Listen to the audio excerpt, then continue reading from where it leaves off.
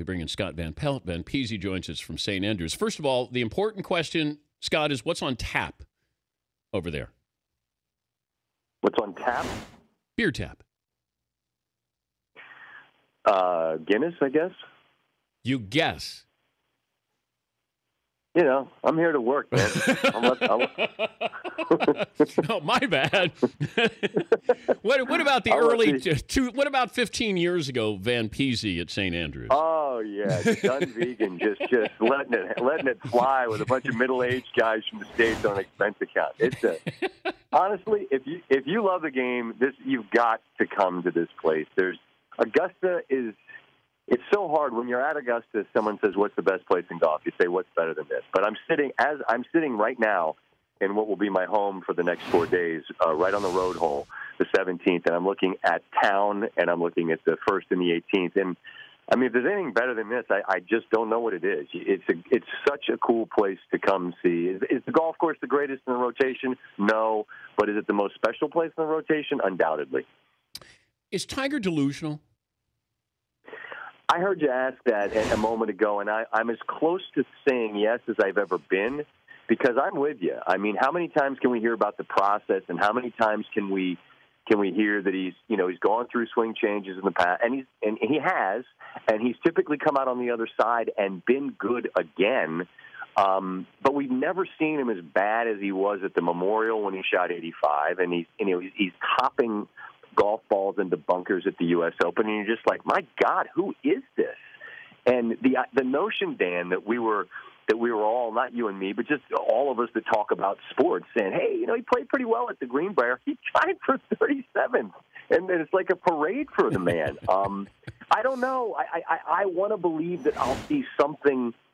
So, the championship stuff out of the guy again. I'm long past thinking that we'll ever see 2000 Tiger again. We were lucky enough to see a superhero. That guy's gone, but he did win 5 times only a couple years ago. So winning Tiger Woods isn't that far in the rearview mirror, and I think that's what he hangs on to. Bigger story, I should say. Jordan Spieth wins or Tiger wins? That's such a great question, and it's one we were batting around as soon as we got here. From this, the answer to this, and I see. Let me back up. I'll be curious if you agree.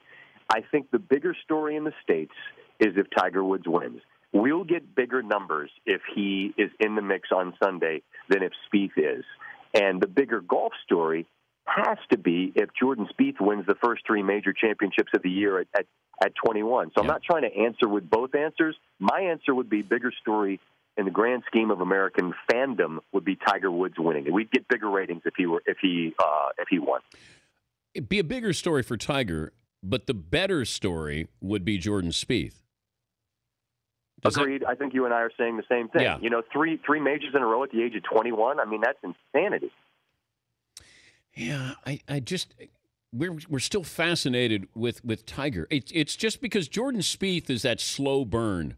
Where Tiger's incendiary, this is a slow burn, and all of a sudden Spieth is there, and he's not going away. Whereas Tiger, when he's on the front burner, everybody's getting burnt there. And he even said this in his press conference. Hey, I would win tournaments on Friday.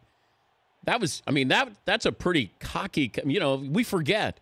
It's the truth. Yes, no, man, he would scare people. Dan, I'm telling you. Look, I was living it weekly, or I shouldn't say weekly, but major by major. And if he threw a number up when he had that, the lead at Pebble, it was over.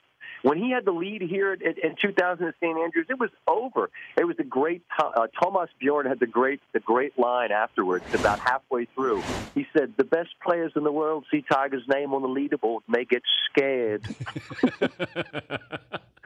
And he was right. He had them all spooked, man. Everybody was freaked out. It's different. That's the thing with Jordan that's so cool to me, Dan, is that he doesn't do anything that singularly blows you away, right? He doesn't smash it 400 yards. He's not the straightest.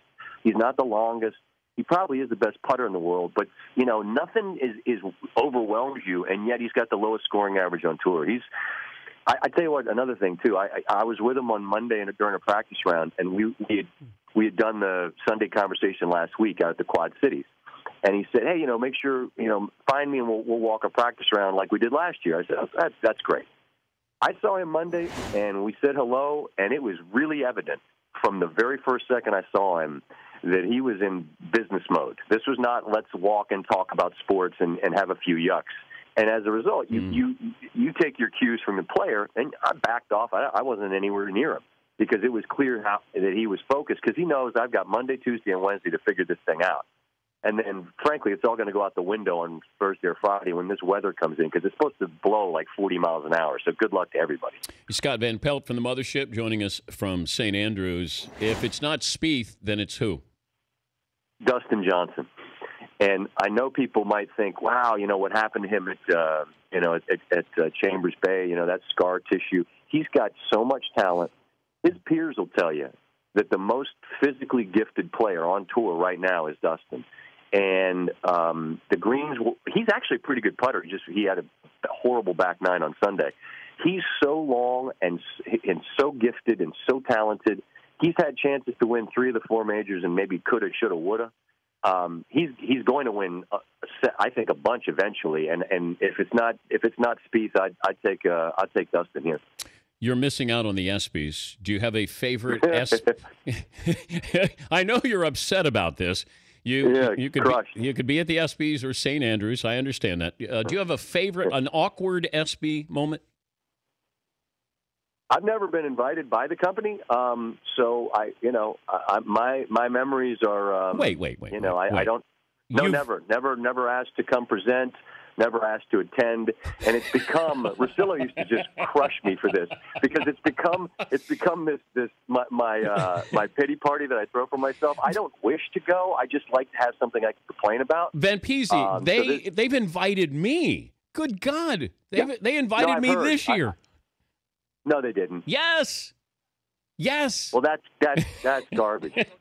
That's garbage. They said +1. I could take you. The next time I get invited to the ESPYs, I will take you.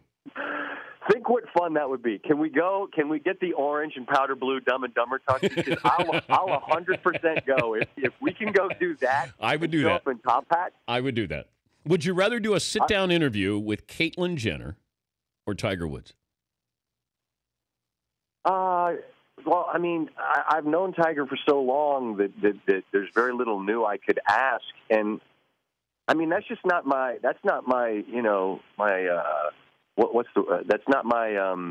area of interest really. That whole Jenner story. There's some fascinating stuff there, but that's hardly my sweet spot of stuff that I really know well. What if Tiger was unplugged? He just won, and you get to just shoot the breeze.